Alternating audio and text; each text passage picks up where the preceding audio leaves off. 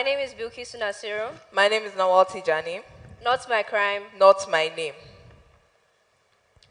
A few months ago, a girl my age opened her phone. It was Snapchat, it was Send It, it was anonymous.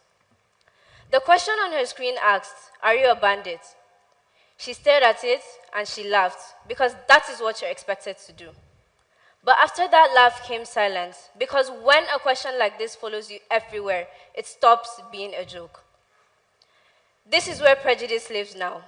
Not just in history books, not just in politics, but on children's phones. And now, for many children from northern Nigeria, it has become something else. Are you Boko Haram? Your Hausa, should we be scared? Are your family bandits? People say relax is just jokes. But how many times does a joke have to repeat itself before it becomes violence? Because words shape how children see themselves, and stereotypes, when repeated, become cages. I am Fulani, I am from northern Nigeria, and I am not a crime.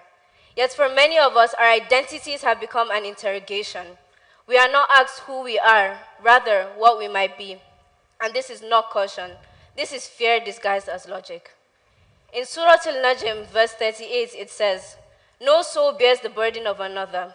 Yet we are forced to carry crimes we never committed, violence we never supported, history we did not write." Let's talk about belief without fear, without drama.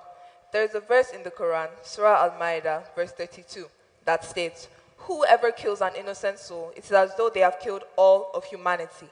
That sentence alone should end the argument. History even gives us a clear example.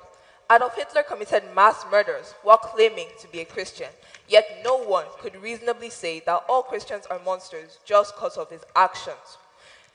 When people blame faith rather than individuals, they are not being careful, they are being dishonest.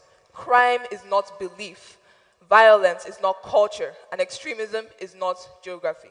Now, imagine being a girl. Imagine wearing a hijab. Before you speak, you are judged. Before you act, you are assumed. And suddenly, the hijab becomes more of a label than a choice, more of a warning sign than a value.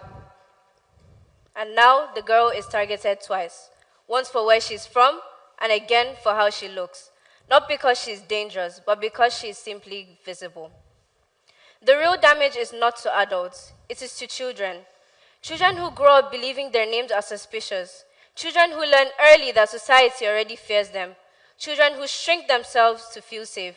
And there is a warning about this too in Surah Al-Ma'idah, verse 8, that says, "Do not let the hatred of a people cause you to act unjustly. Because injustice doesn't disappear, it multiplies." This is not a plea for sympathy. This is resistance. I refuse to inherit guilt for violence I did not commit. I refuse to laugh at jokes that carve wounds into children. I refuse to let fear speak louder than truth. I am not your headline, I am not your assumption, and I am not your joke. That girl who opened her phone, she closed the app. But the question still remained, and that is why we are here. So the next child doesn't have to laugh through the pain. So the next girl in hijab doesn't have to explain her existence. So the next generation is judged for their character, not their stereotype. And there's one final reminder in Surah Al-Hujurat, verse 13, that says, "The most honored amongst you are those of integrity, not tribe, not region, not history, character."